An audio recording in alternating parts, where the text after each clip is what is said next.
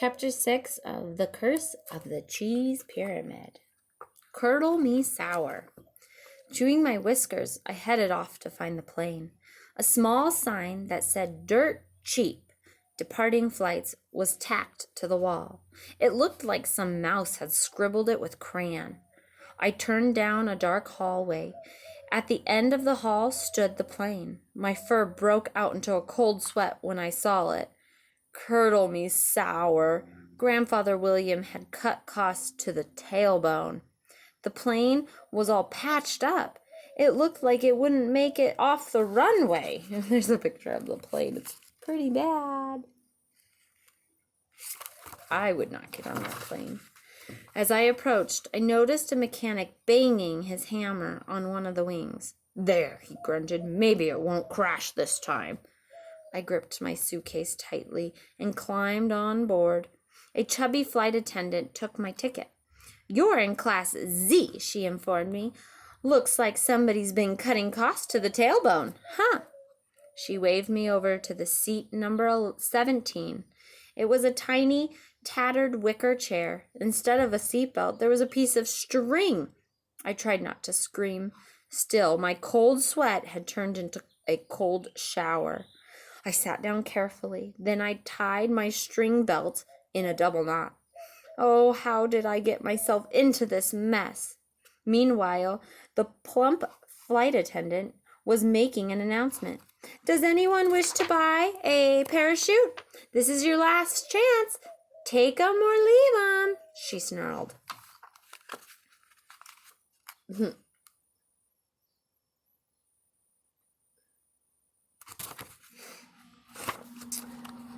My whiskers trembled. Parachute?" I stammered. "But why?" The flight attendant scowled. "Hello in there," she called, tapping my head with her paw.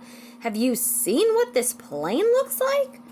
I stared out my broken window. My double-knotted string belt had already snapped in two. Seconds later, I had selected a red, white, and blue parachute.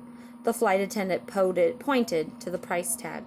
"Curdle me sour," I shrieked. "The parachute probably cost more than the whole plane." "Does it matter?" the flight attendant asked. "How much do you value your life?" With a sigh, I paid. Just as the engines began to buzz, the flight attendant leaned over me. "For the same price, I'll sell you the inner tube too," she whispered. "I strongly advise it. After all, we'll be flying over the ocean." One engine started to sputter. It sounded like a cat with a fur ball stuck in its throat. Things were not looking good. I threw more money at the flight attendant and grabbed the inner tube. Suddenly, a voice screamed over the loudspeaker. "Good morning, rodents. This is your captain, Crash Rat Jack. My co-pilot today is Ted Simplesnout. I'd also like to introduce our flight attendant, Miss Sally Skinnyfur. In a few minutes, Miss Skinnyfur will be serving you a cheese snack to everyone except those in the Class Z. During the flight, you'll have a chance to watch our movie Bat, Mouse, and Robin, except for, of course, those in Class Z. The restrooms are at the rear of the plane for everyone except those in Class Z, who've been provided with bedpans." I peeked under my seat. A metal bowl stared back at me. I crossed my legs and tried not to think of streams, waterfalls, or the places where I get my car washed. As the captain signed off, I tried to relax, but I heard the voices. It was the captain and the co-pilot speaking. "Simplesnout, did you remember to fill up?" asked the captain. The co-pilot let out an ear-piercing squeak. "Slimy Swiss balls," he cried. "I completely forgot, boss. But we have a tailwind, so we should make it." This is a very messy airplane.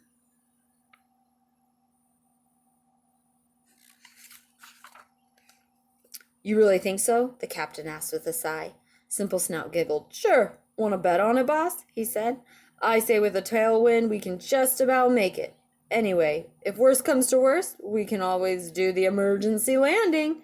It wouldn't be the first one, right? And besides, over there in Egypt, it's full of sand, so we're sure to hit something soft. The captain groaned. Oh, simple snout, you really are short in the brains department, he declared. But I don't feel like waiting for the fuel truck. Let's just take off and see what happens. I jumped out of my seat in a panic. I want to get off, I squeaked. I headed for the front of the plane. The flight attendant blocked my way. Cheese sticks, it's too late now, you noodle brain. She shoved me back into my seat. We're about to take off. The engines buzzed more loudly. The plane took off down the runway.